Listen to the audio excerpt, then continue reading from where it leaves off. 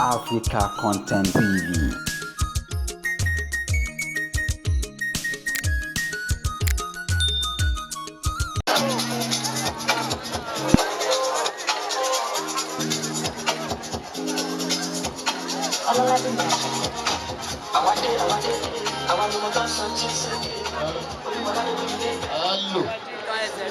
Hello everyone.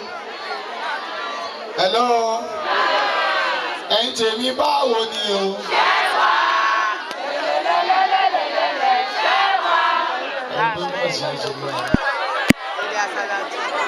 Ẹ̀yin tèmi báwo ni o?